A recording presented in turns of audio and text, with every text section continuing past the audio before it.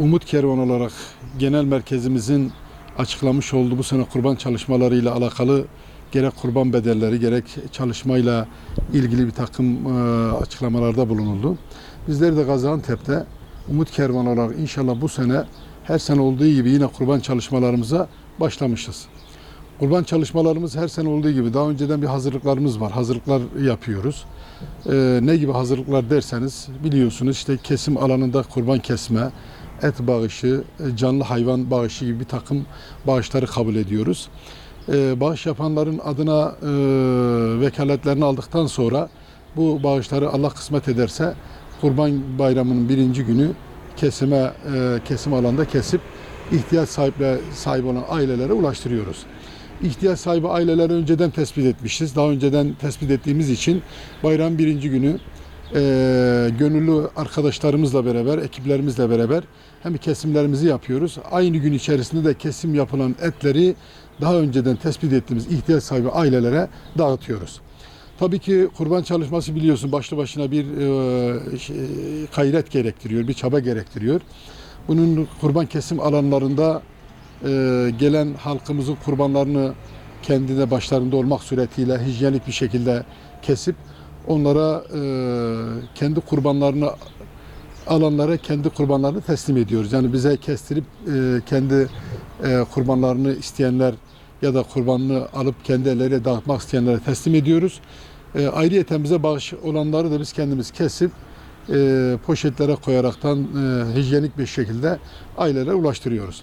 Tabi burada her sene bu çalışmayı yaptığımız için daha önceden tecrübelerimiz mevcut olmakla beraber bu senede biliyorsunuz bir pandemi, bir virüsle alakalı bir sıkıntı var. Bu senede daha hijyenik olmak, daha tedbirlere, kurallara gerek maske, gerek eldiven, gerek bu tür şeylere riayet ederekten kesimimizi titizlikle inşallah kesmeye devam edeceğiz, sürdürmeye devam edeceğiz. Umut Kervanı biliyorsunuz Türkiye'nin dört bir tarafında hakikaten ihtiyaç sahibi olan ailelere gerek Ramazan'da gerek kurbanda özellikle Ramazan'da gıda kolileri, kurbanda da et dağıtımıyla ilgili yıllardan beri bu çalışmayı yapıyoruz. Bu sene yine inşallah Umut Kervanı aracılığıyla kurbanlarını, bağışlarını yapan ailelerin kurbanlarını tavsiyemiz şudur.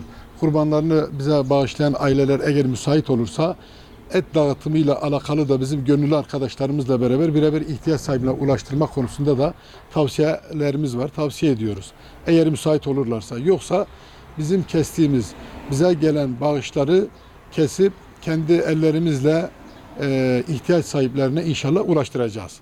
Bununla alakalı tabii ki bağış yapacak olan kardeşlerimizin, hayır sahiplerimizin şunu da bilmesi gerekiyor. Biz hem yurt içinde hem yurt dışında özellikle Afrika bölgesinde kurban kesimlerimiz var.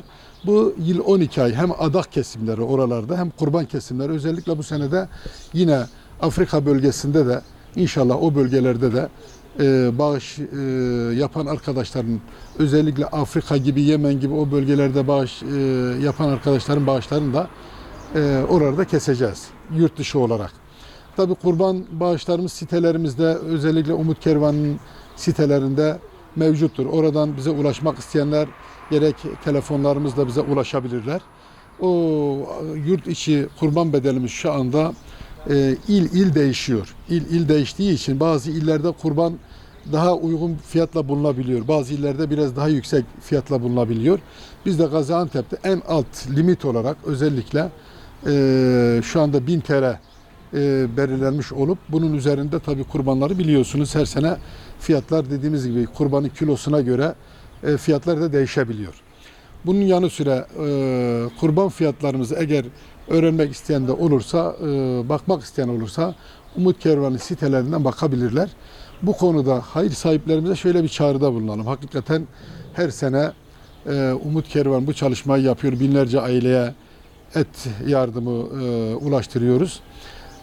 Bu senede Umut Kervanı aracılığıyla ya kendi kurbanımızı, kendi etimizi nerelere verelim, kimlere ulaştıralım kaygısına girmeden Umut Kervanı aracılığıyla Umut Kervan'a müracaat ederlerse Umut Kervanı az önce söylediğim gibi daha önceden tespit etmiş olduğu ailelere hayır sahiplerinin kurbanını ulaştıracağız. Allah razı olsun. Malumunuzdur, sizler bizden daha iyi biliyorsunuz. Çünkü meydanlarda özellikle bu haberlerle alakalı zaten bir takım şeyleri çoğu zaman sizin haberlerinizden öğreniyoruz hakikaten. Bu pandemiden dolayı, virüsten dolayı işten çıkan, çalışmayan, aylardan beri işe gitmeyen, durum müsait olmayan, hakikaten evi kira olup da işi olmayan ihtiyaç sahibi aileler. Belki aylardan beri evi et görmemiş, çoluk çocuğu et görmemiş olan aileler. Çoğu zaman bize müracaat edip birebir fiili hem vakıf binamıza, dernek binamıza gelip müracaat edenler, aynı zamanda da bizim gönüllü komisyon üyelerimizin tespit ettiği aileler zaman zaman bu sıkıntıları dile getiriyorlar. Hakikaten özellikle piyasada işten çıkan, çıkarılan, durumu müsait olmayan aileler çoktur. Biz de diyoruz ki hayır sahiplerimize, hem birebir ihtiyaç sahiplerine, hem bahsettiğimiz bu işsiz kalan vatandaşlarımıza bu Ramazan'da bizler vesile olalım. Sizin hayırlarınızı onlara ulaştıralım, dualarını alalım ki biliyorsunuz bayram hakikaten aziz mübarek günüdür. Duaya ihtiyacımız var. Hele hele özellikle bir mazlumun duası belki bu ümmetin üzerinden, bu insanın üzerinden bu virüs belasını kaldırır. Biz bilmiyoruz. Allahu Teala her şeyi en iyisini bilendir. Biz de diyoruz ki hayır sahiplerine Umut Kervanı aracılığıyla kurbanlarımızı ihtiyaç sahiplerine ulaştırmaya çalışalım ve ihtiyaç sahiplerinin hayır dualarını alalım diye düşünüyoruz inşallah. Rahman.